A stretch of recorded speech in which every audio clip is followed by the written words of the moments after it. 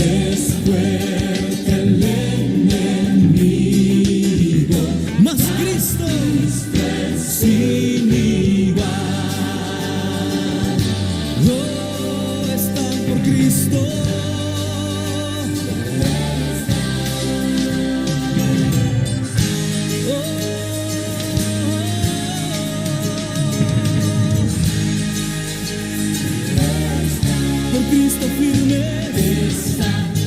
Por Cristo firmes, las fuerzas vienen de él, el brazo de los hombres es débil y es sin pie.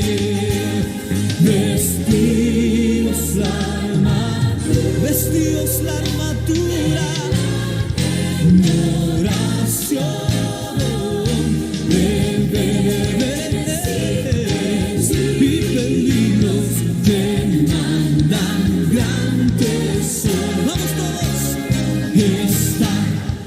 Cristo firmes, soldados de la cruz, alzad la bandera,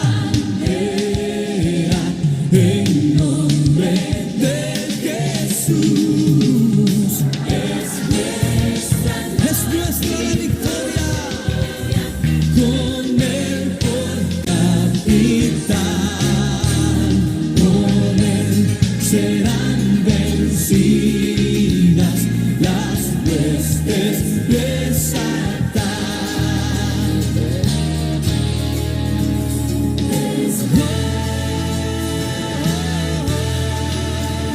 Está por Cristo firmes, nos llaman a la lid. Con él, pues a la soldados todos,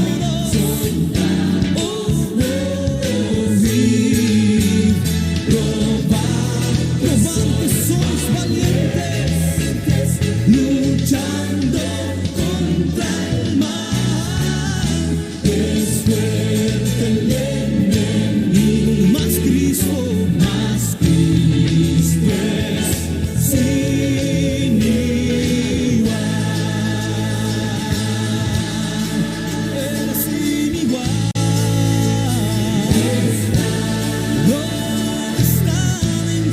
Firmes está.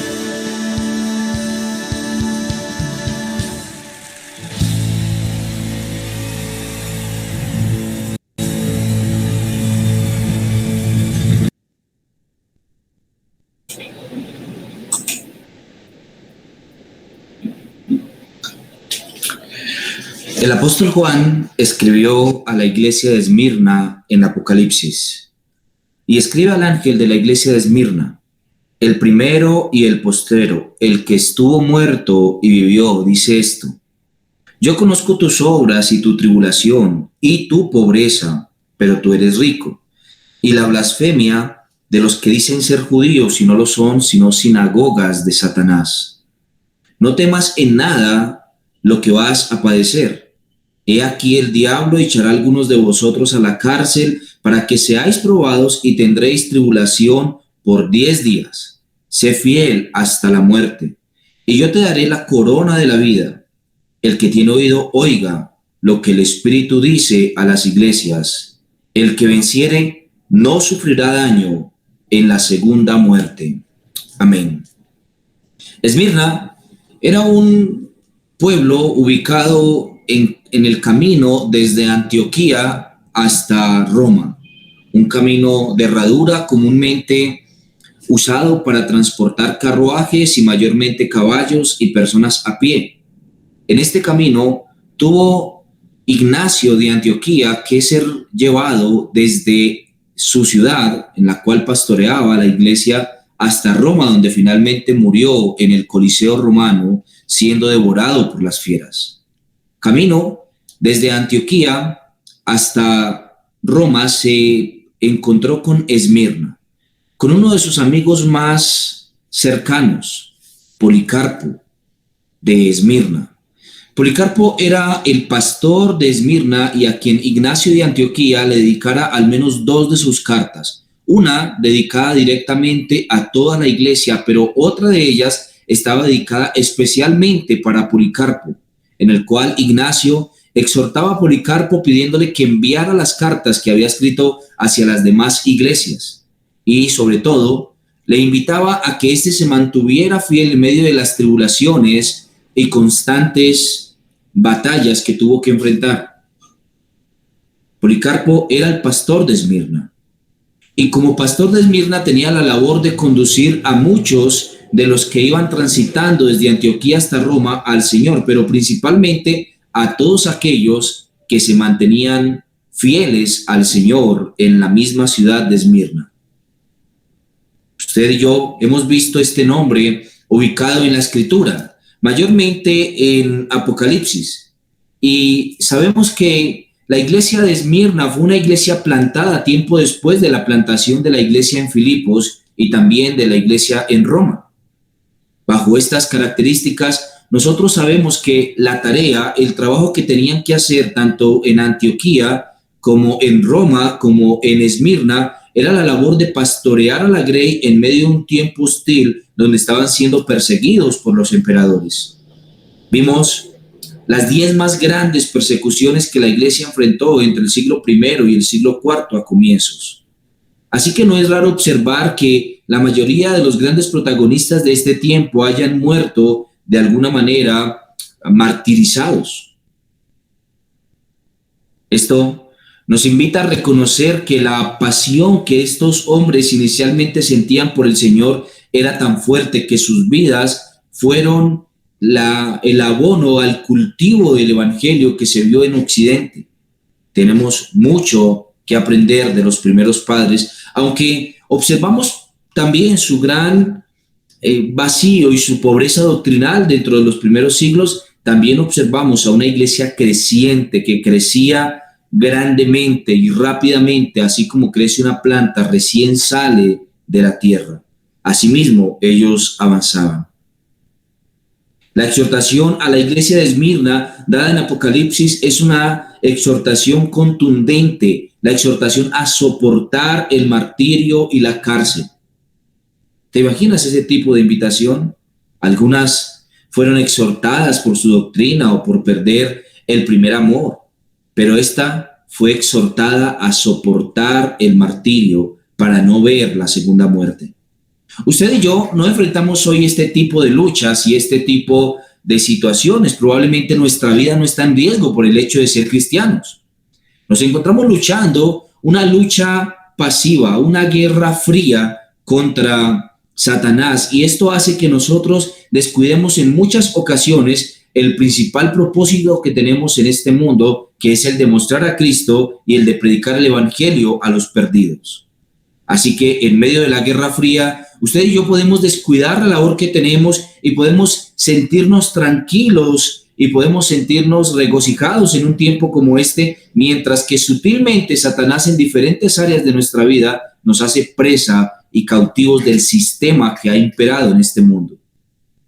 Esmirna y el pastor de Esmirna no tenían esta posibilidad. Ellos tenían que preocuparse por lo más importante de todo, que era la predicación del evangelio fielmente a pesar de la adversidad de la persecución. Déjeme que le cuente un poco sobre Policarpo de Esmirna. Conocemos a Policarpo por algunas de las biografías que se hicieron sobre él en los primeros siglos. Uno de ellos se llamó El martirio de Policarpo. Esa es una vieja carta escrita para retratar el evento en el cual Policarpo entregó su vida al Señor. Otra de ellas son las historias contadas por Eusebio de Cesarea, el famoso historiador del siglo III y principios del siglo IV, que nos contó en su famosa Historiae Ecclesiae, en la que él cuenta la historia de la iglesia y la muerte de algunos de ellos. También allí se retrata la historia de Policarpo. En una famosa carta también escrita por Policarpo a los filipenses, esta escrita por su puño y letra, en la que éste envió a la iglesia de Filipo algunas exhortaciones, algunas de ellas dirigidas a un matrimonio impropio, una pareja que estaba dada a la codicia dentro de la iglesia de Filipos. Algunos o estos estaban encargados junto con otros pastores del pastorado y liderazgo de la iglesia de Filipos. Pero como alguien dijo, la iglesia de Filipos tuvo su propio Ananías y Zafira. Así que esta carta, principalmente escrita por Policarpo a la iglesia de los filipenses, tiene una preocupación legítima, una exhortación a la iglesia de Filipo a mantenerse en aquellas banderas que lo habían hecho ser una iglesia ejemplo de las demás en el tiempo de Pablo y en el que Pablo pudiese haber escrito. Policarpo, según se nos dice por muchos historiadores, fue un discípulo de Juan el apóstol. Este militó y estuvo vivo durante el tiempo que los apóstoles también estuvieran vivos, y si lo que Tertuliano nos dice es cierto, entonces Policarpo fue un pastor que fue ordenado al pastorado por el mismo Juan el apóstol.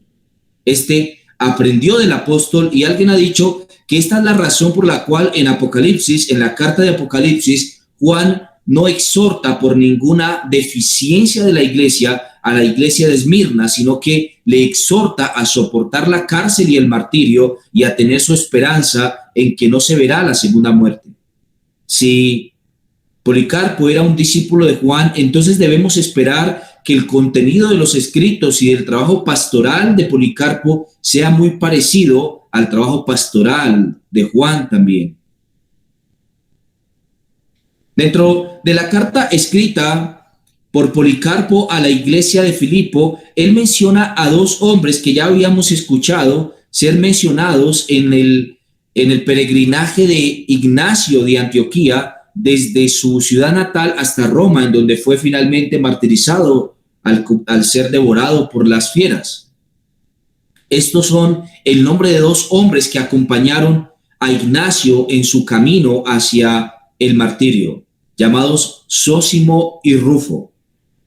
También Policarpo los menciona en su carta a los filipenses porque parece que estos dos, Zósimo y Rufo, fueran compañeros de milicia de la iglesia de Filipos y que hubiesen venido desde allí para finalmente acompañar al martirio al famoso Ignacio. Estos, como lo vimos, murieron al menos 2 días antes que el mismo Ignacio, devorados por las fieras, y se dice que estos mismos invitaron a las fieras a venir a devorarlos, como retándolas, lo cual causó gran indignación en medio de toda la multitud, de manera que estos gritaban, la multitud que se encontraba embriagada por la sangre de aquellos que sufrientes eran devorados, gritaban airados por la osadez de estos dos, Zósimo y Rufo, de manera que la multitud gritaba que sacaran a Ignacio también para que fuera devorado. Algo muy parecido también ocurrió con el mismo Policarpo algunos años después que su compañero de milicia, Ignacio, pastor de Antioquía. Policarpo pastoreaba tal vez una de las iglesias más florecientes de la época posterior a la muerte de los apóstoles, la iglesia de Esmirna, y su trabajo tenía mucho que ver con el cuidado de los que se encontraban allí, pero también con el cuidado de muchas de las iglesias de Asia Menor.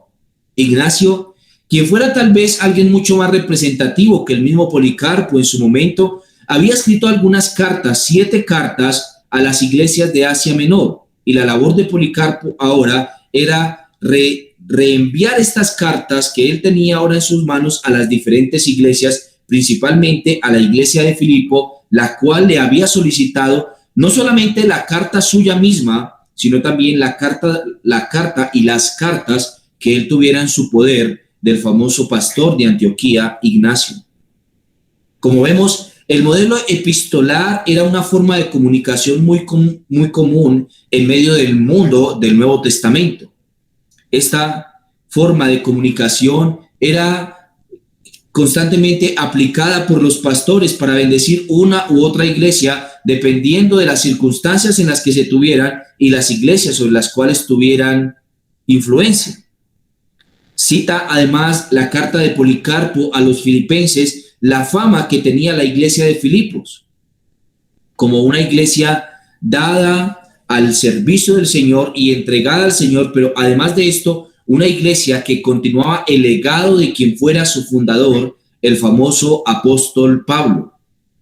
Así que la exhortación de Policarpo a la iglesia de Filipo con respecto a la necesidad de poner en cintura a aquel pastor que por avaricia se encontraba en el pastorado, pero además de esto también porque se había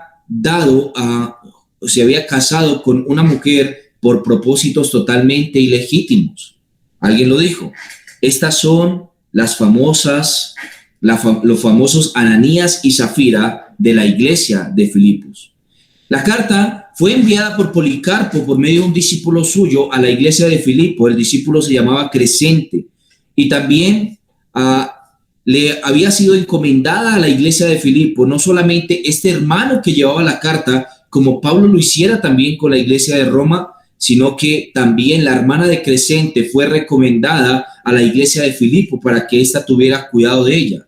Hoy todavía, mis hermanos, tenemos algunos de los mausoleos de las ruinas de la iglesia de Esmirna, hoy mismo, descubiertas por algunos arqueólogos hace aproximadamente unos 3 siglos. Policarpo había sido enseñado y adoctrinado por el apóstol Juan. Y si esto es cierto, y él fue también instaurado en el pastorado por medio del apóstol Juan, entonces tenemos aquí a alguien que estuvo cercano a la vida y probablemente a la muerte de algunos de los apóstoles de su tiempo. Policarpo no solamente tenía el legado de los apóstoles, sino que tenía un apóstol en particular que había sido o sería su tutor principal y de quien él extraería la mayor parte de todo su contenido. Mucho tenemos que aprender sobre esto y mucho también tenemos que dar sobre esto. Entendemos por la gracia del Señor que nos ha sido concedida al tener algunas de sus cartas el día de hoy, que Policarpo fue un hombre de mucha influencia y también que fue un hombre que entregó mucho a la iglesia, iniciando con su vida. Policarpo fue capturado a edad de los 86 años aproximadamente, y la influencia que tenía Policarpo en las iglesias hizo que muchos tuvieran el deseo de escribir biografías sobre Policarpo. Tenemos al menos 4 biografías de su tiempo escritas sobre Policarpo, o como alguien lo llamaría, el ángel de la iglesia de Esmirna. Tuvo una vida de constante tribulación y de pobreza, aunque evidentemente él mismo proveniese de una familia prestante de la zona en la cual se encontraba.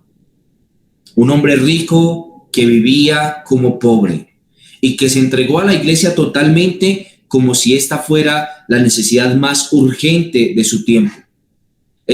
Combatió constantemente las falsedades de los judíos y constantemente les instó a los mismos a que estos se arrepintieran y vinieran a la fe de Cristo, muchos de los cuales lo hicieron, pero muchos de los cuales lo aborrecieron también.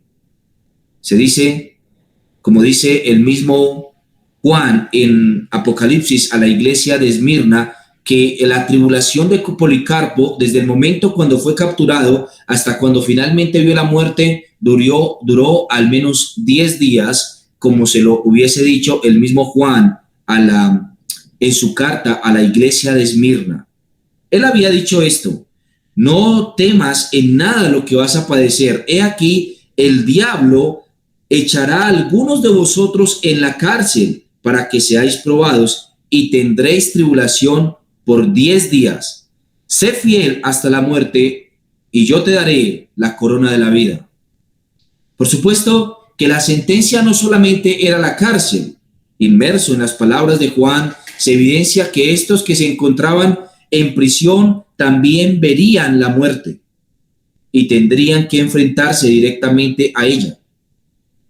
Algunas de las referencias más cercanas a la vida de Policarpo la tenemos en la carta de Ignacio a la iglesia de Éfeso. Él dice esto: os saludan los efesios de Esmirna, desde donde estoy escribiendo. Cuando Ignacio de Antioquía pasaba en medio de su cautiverio rumbo hacia Roma, este reposó en la casa de Policarpo, en la ciudad de Esmirna, y desde allí escribió su carta a los Efesios. También hace mención Ignacio de Policarpo en la carta que escribió a los magnesios.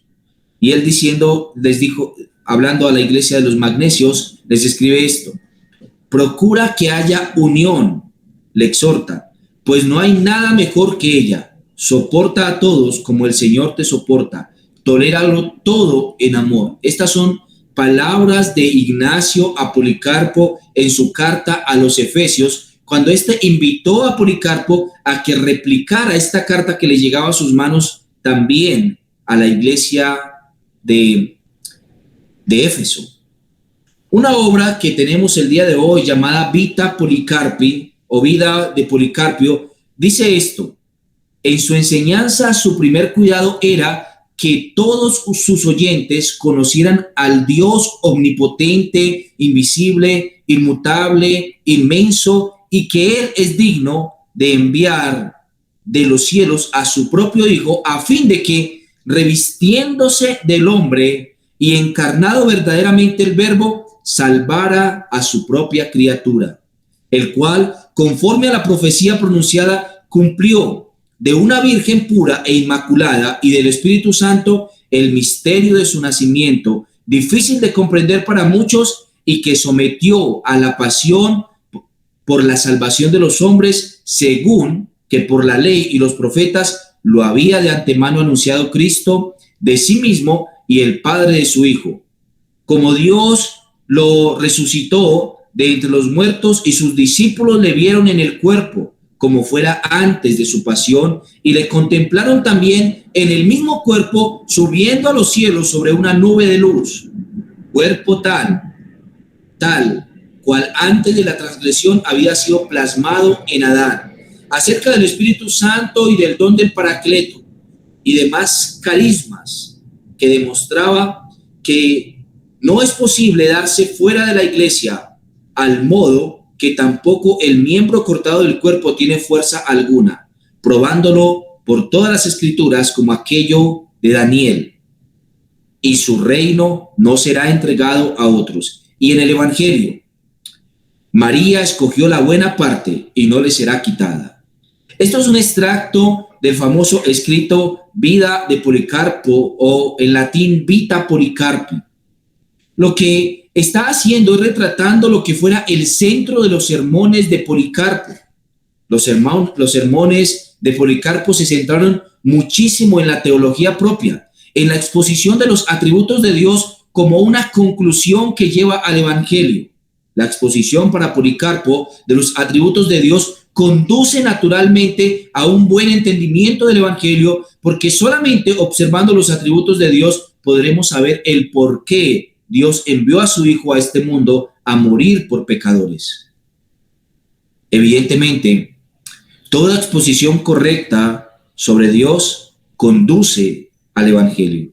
Pero si tú notas, además de esto, era claro que Policarpo tenía muy en mente el famoso credo de los apóstoles, y este repetía e instruía a su iglesia en las premisas del credo de los apóstoles, de manera que éste recordaba cómo Cristo fue resucitado en carne, había muerto bajo el poder de Poncio Pilato, como lo dijo el credo de los apóstoles, fue sepultado y al tercer día resucitó entre los muertos, luego subió a los cielos y desde allí ha de venir a juzgar a los vivos y a los muertos. Policarpo tenía clara esta premisa en su mente y de esta manera enseñaba también a la iglesia de acuerdo a los diferentes postulados del credo apostólico. Ahora bien, la vida de Policarpo muestra que él era un hombre consumado y un lector asiduo desde su niñez de las Sagradas Escrituras, como también lo fuera Timoteo.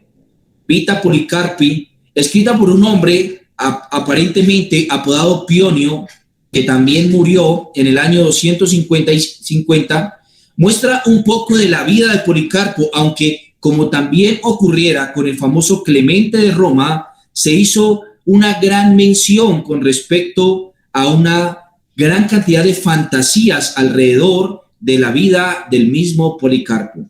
Este mismo hombre, Pionio, escribiera con respecto a Policarpo que cuando éste fue colocado como pastor por el mismo apóstol Juan, una paloma había descendido del cielo y se había quedado revoloteando sobre su cabeza. Por supuesto, es algo grandemente fantasioso, pero lo mejor de esto es que él mismo dice que cuando el mismo Policarpo estaba siendo martirizado en la hoguera, una paloma salió de él y voló hacia los cielos. Claro, que como pasara con la mayoría de todos los padres apostólicos, mucha fantasía se dio alrededor de estas historias en todo el antiguo continente. Porque de esta manera fantasiosa y observando estos prodigios maravillosos, mucha gente tenía una gran intención e interés por acercarse al cristianismo a ver si era verdad todo lo que decían. Y claro, que todas estas cosas sirvieron para que muchos se acercaran finalmente al Señor. Policarpo fue capturado finalmente, según se nos comenta, un día de febrero. Aproximadamente el día 28 de febrero, Policarpo fue capturado y fue puesto en estrecho, perseguido. Después de que él había huido de sus captores sabiendo que venían por él, se quedó escondido en la casa de uno de los discípulos de su iglesia por algún tiempo, hasta donde llegaron finalmente sus captores y verdugos.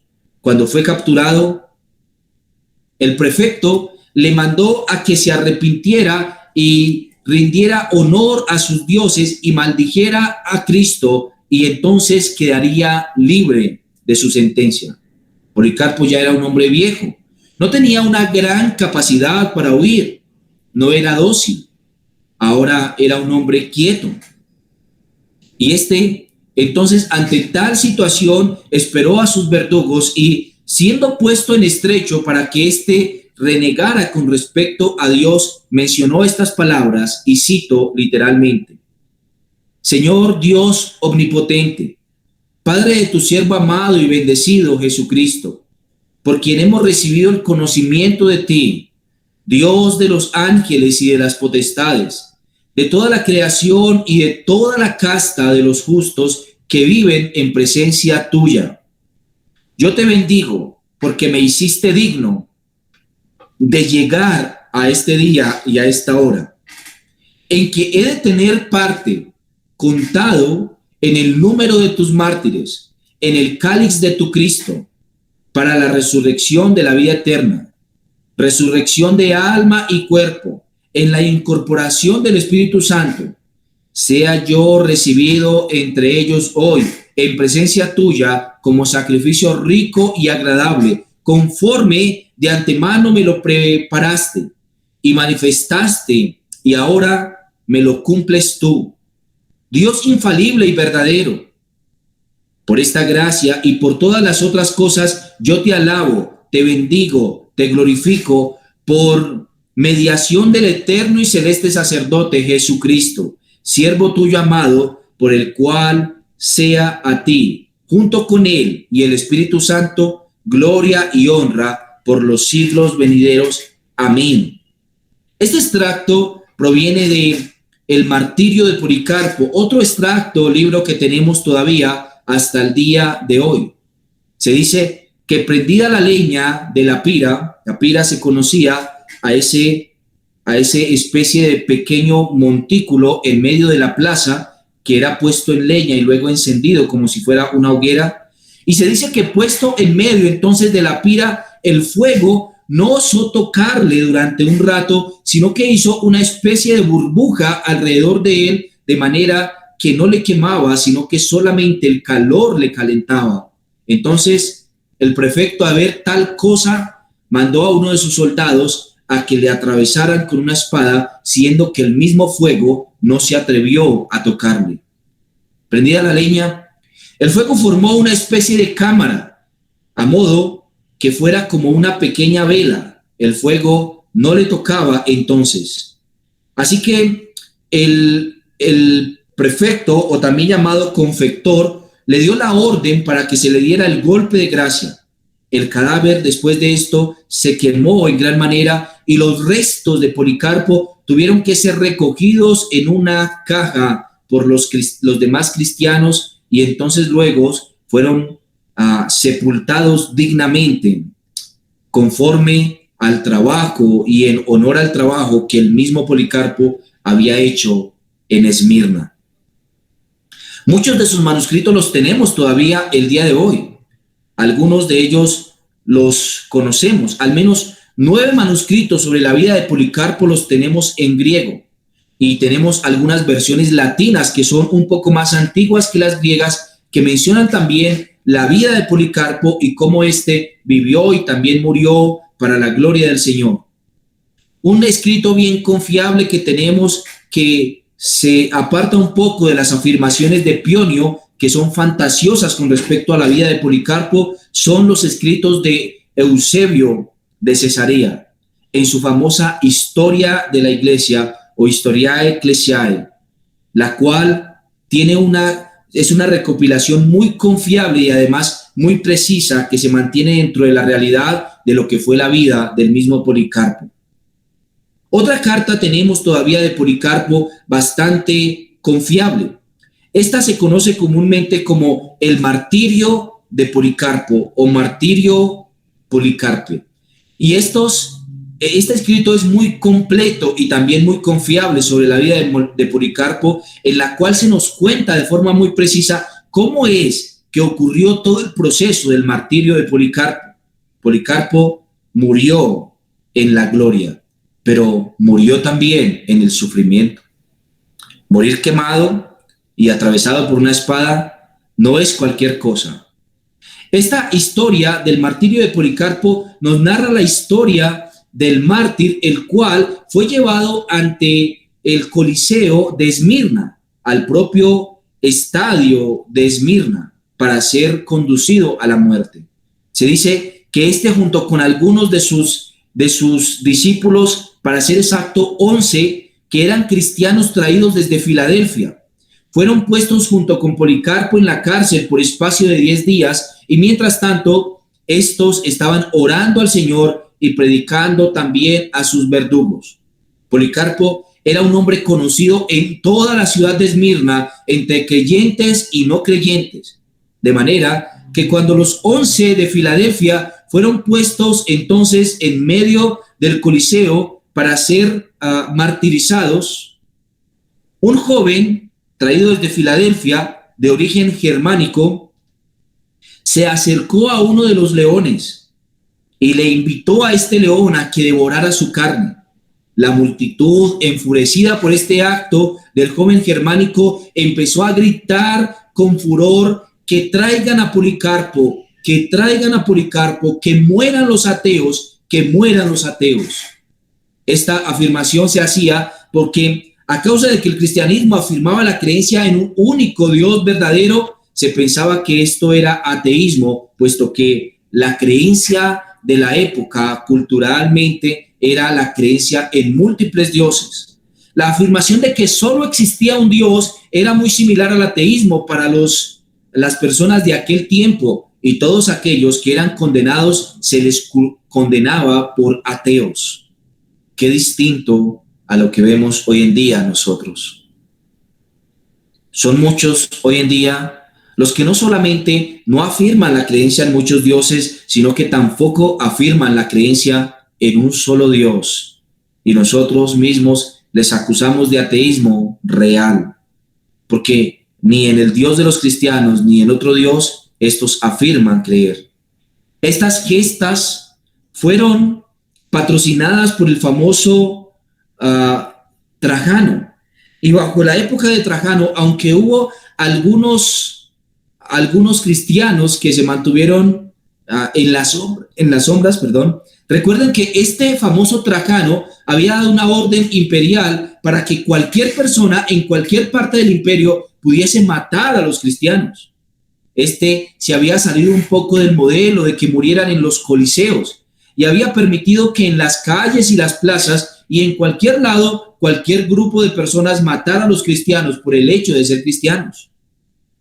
Así que en el tiempo de la muerte de Policarpo, aunque no se estaba persiguiendo mucho a los cristianos, puesto que se encontraban bajo el gobierno del famoso emperador Antonino Pío, conocido de esta manera porque éste no persiguió a los cristianos, sin embargo, todavía se encontraban vigentes las cláusulas del emperador Trajano, y muchos hacían uso de estas cláusulas para matar y martirizar a muchos cristianos.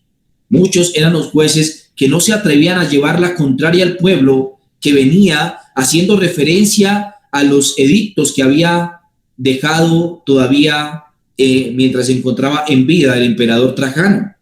Así que muchos, como por ejemplo Policarpo, murieron en un tiempo donde no hubo persecución de la iglesia y fueron puestos allí. La carta del martirio de Policarpo es obra de un artista dotado en las letras. Se dice que es de suma belleza por su estilo literario, pero además también por la literalidad de su retrato de los hechos. Parece que esta carta menciona que la muerte de el pastor Policarpo, pastor de Esmirna, se dio en el año 155 o 156 de nuestro tiempo, después de Cristo. Así que muy probablemente en el año 155 se menciona de manera específica la muerte de Policarpo. El escritor retrató el martirio de Policarpo en dos secciones o en dos escenas. La primera de ellas fue el cuerpo principal de la carta, que termina en el capítulo 21. Y finalmente los últimos dos capítulos, que son párrafos suplementarios. Y en estos párrafos suplementarios se refiere a la realidad con respecto a la vida que tenían los cristianos en aquella época. Fuera uno o el otro, cualquiera de los que contó con respecto a la muerte de Policarpo, se menciona este hombre como un hombre de mucha influencia, tanto en Esmirna como en las iglesias alrededor, porque este hombre, aunque venía de una familia prestante de su ciudad, entregó finalmente su vida a la gloria del Señor. No le bastó nunca su riqueza, se dio a la pobreza espiritual, como también el mismo Juan, el apóstol, lo dijera. Él dijo: yo conozco tus obras y tu tribulación y tu pobreza, pero tú eres rico. Y la blasfemia de los que dicen ser judíos y no lo son, sino sinagogas de Satanás. El escrito de Juan a la iglesia de Esmirna nos cuenta un poco, nos relata un poco con respecto a la vida y también a la obra del mismo Policarpo. Él murió en la gloria del Señor y, como él mismo dijo, bebió el cáliz de nuestro Señor Jesucristo. Algunas aplicaciones sobre la vida de Policarpo nosotros podemos sacar el día de hoy. La primera de ellas es recordar siempre las palabras de nuestro Señor Jesucristo en el famoso Sermón del Monte. Cristo, en Mateo, en el capítulo 5, en el Sermón del Monte, exhorta a que nosotros seamos pobres de espíritu. Escucha lo que dice: bienaventurados los pobres de espíritu, porque de ellos es el reino de los cielos. Wow. Lo que está asegurando Cristo es que el reino de los cielos le pertenece a los que son pobres de espíritu. Y parece que Policarpo era un hombre pobre de espíritu. No, sus comodidades, su proceso de venir de una familia prestante no fueron suficientes para él. Él cedió a los suyos. Un hombre que sabía que debía alcanzar a las personas para Cristo, pero que la única manera de alcanzarlas era replicando aquellas bienaventuranzas que Cristo mencionó, siendo pobres en espíritu. Hermanos, muchos somos y son tal vez los pobres físicos, los pobres en cuanto a sus capacidades económicas en este mundo, pero son ricos en espíritu. porque espiritualmente son altivos. Espiritualmente sienten un vivo deseo por alcanzar las cosas de este mundo. Espiritualmente desean las cosas de aquí y de ahora. Espiritualmente tienen su mente y sus ojos puestos en el materialismo de este mundo.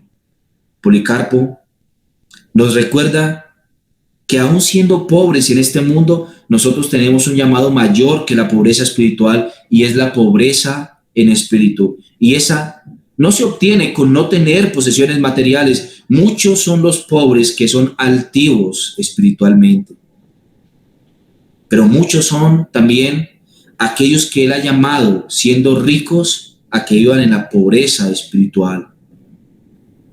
¿Cuál es tu condición?